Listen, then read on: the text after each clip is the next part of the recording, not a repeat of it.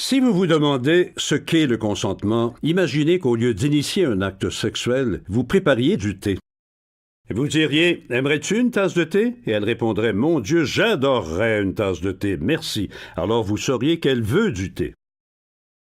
Si vous dites « Hé, aimerais-tu une tasse de thé ?» et qu'elle réponde « Tu sais, je ne suis pas sûr. » Alors vous pourriez lui préparer cette tasse en sachant qu'elle pourrait ne pas la boire.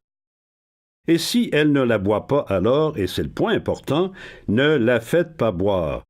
Avoir fait du thé ne signifie pas que vous avez gagné le droit de la voir boire.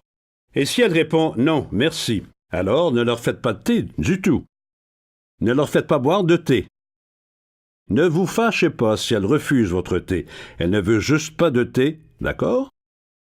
Elle pourrait dire « Oh oui, j'en veux bien, c'est gentil de ta part. » Et puis une fois le thé prêt, elle n'en voudrait plus.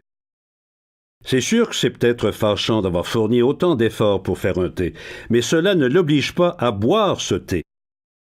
Elle en voulait, mais n'en veut plus. Les gens peuvent changer d'idée, le temps de faire bouillir l'eau, infuser le thé et ajouter le lait. C'est normal de changer d'idée, mais encore là, cela ne vous fait pas gagner le droit de la voir boire. Si elle est inconsciente, ne lui faites pas de thé. Une personne inconsciente ne veut pas de thé. Elle peut répondre à la question « Veux-tu du thé ?» parce qu'elle est inconsciente. OK, peut-être était-elle consciente quand vous lui demandiez si elle souhaitait du thé et qu'elle a dit oui. Mais après avoir fait bouillir l'eau, infusé le thé, ajouté le lait, elle ne l'était plus. Vous devriez alors poser le thé, vous assurer qu'elle est en sécurité. Le plus important, ne lui faites pas boire le thé.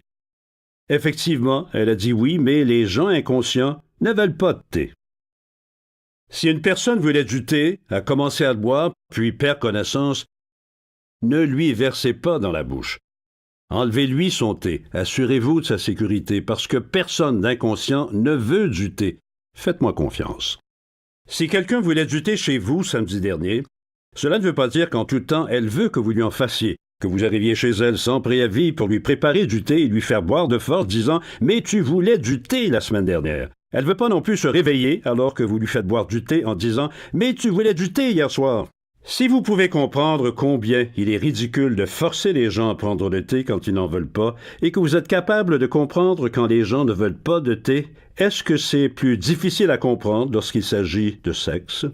Qu'il s'agisse de thé ou de sexe, consentir est essentiel. Sur ce, je vais me faire une tasse de thé.